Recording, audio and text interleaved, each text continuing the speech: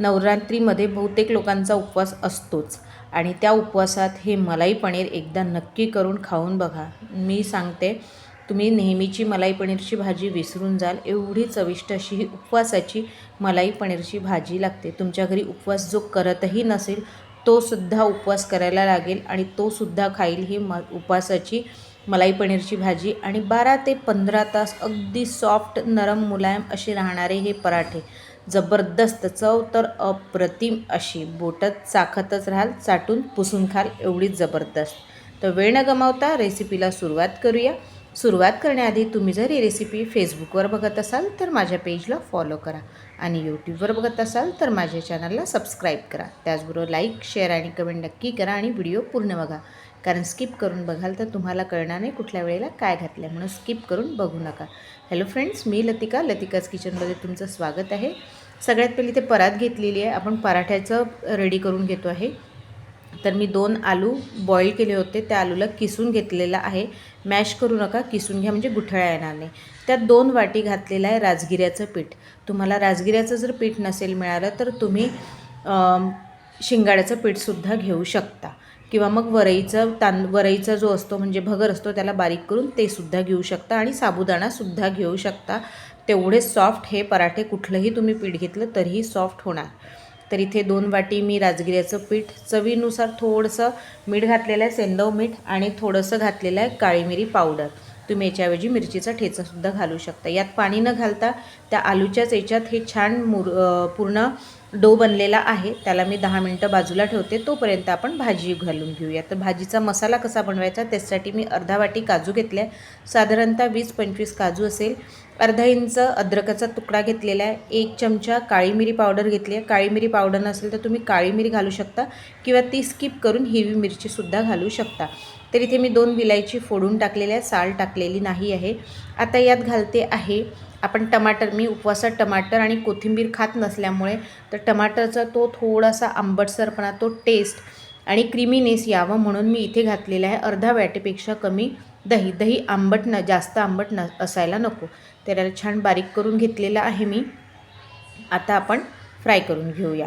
तर इथे मी कढई ठेवलेली आहे, त्यात तेल घालून घेतले आहे. तुम्ही हवं तर पनीर थोडंसं तिखट आणि मीठ घालून फ्राय करू शकता. हळद घालायचं नाही आहे, पण मला फ्राय केलेलं आवडत नसल्यामुळे मी ते घातलेलं नाही. तर इथे जी आपण पेस्ट वाटून घेतली होती काजूची दही घालून, ती टाकून घेतलेली आहे आणि सतत फिरवत आपल्याला इथे ह्या मसाला शिजू द्यायचा आहे. तर बघा इथे छान व्यवस्थित असा शिजलेला आहे, छान फ्राय झालेला आहे. कारण की यातलं अद्रक, काजू हे सगळे कच्चे इन्ग्रेडियंट्स आहेत. त्याचा कच्चा फ्लेवर निघायला पाहिजे म्हणून हा मसाला यात आपल्याला तेलात छान परतून घ्यायचा आहे. साधारणतः 2 ते 3 मिनटं परतून घ्यायचा आहे. तर छान मसाला बघा छान परतून झालेला आहे आणि तेल पण सुटलेलं आहे. आता यात बाकीचे पदार्थ घालून घेऊया आपण. तर सगळ्यात आधी घालते आहे मी लाल मिरची पावडर. 1 चमचा घातलेला आहे. तुम्ही तुमच्या टेस्ट अकॉर्डिंग कमी जास्त करू शकता किंवा लाल मिरचीऐवजी तुम्ही हिरवी मिरचीची पेस्टसुद्धा टाकू शकता. मग सेंधव मीठ टाकले आहे चवीनुसार आणि याला छान मिक्स करून घ्यायचं आहे. व्यवस्थित असं मिक्स करायचं. कलरसुद्धा खूप सुरेख येतो आणि जबरदस्त चवीला अशी लागते. तर यात छान मिक्स करून घ्यायचं म्हणजे मसाल्यांचं पण जे कच्चा फ्लेवर असतो तोसुद्धा निघून जातो. त्यानंतर इथे मी अर्धा ग्लास पाणी घातलेलं आहे म्हणजे थोडासा रस्सा व्हायला हवा म्हणून अर्धा ग्लास पाणी घालून याला मिक्स करून घेते. उकळ येऊ द्यायची आहे. छान मस्त उकळी आली पाहिजे भाजीला. तर छान उकळी आलेली आहे. रस्स्याचा कलर बघा किती सुंदर आलेला आहे. आता यात मी पनीर घातलेलं आहे. पनीर मी अर्धा पावच घेतलेला आहे कारण की माझ्या एकटीचा उपवास आहे. पण ही जी भाजी बनवली साधारणतः 3 लोकांना पुरेशी होईल एवढी भाजी आहे. तुम्ही पनीरचं प्रमाण वाढवूसुद्धा शकता. तर आता इथे घालते, टेस्ट बॅलन्स झाली पाहिजे म्हणून 1 चमचा साखर घातलेली आहे मी. काजू आहेच. आता इथे घालते फ्रेश क्रीम घालते. तुमच्याकडे जर फ्रेश क्रीम नसेल तर तुम्ही साईवरची जे मलाई येते तीसुद्धा घालू शकता 2 चमचे, किंवा मग ती पण नसेल तर पनीरच तुम्ही जेव्हा आपण काजू वाटतो त्यावेळेस पनीर घालून थोडंसं दूध घालून वाटून घेऊ शकता. म्हणजे तुम्हाला ही वरतून क्रीम टाकायची गरज पडणार नाही. तर इथे छान मिक्स करून घेते. याला बाजूला ठेवून देते. छान उकळी येऊ द्यायची आधी, मग त्याला बाजूला ठेवते आहे. तर आता इकडे बाजूला मी भाजी मांडून घेतलेली आहे.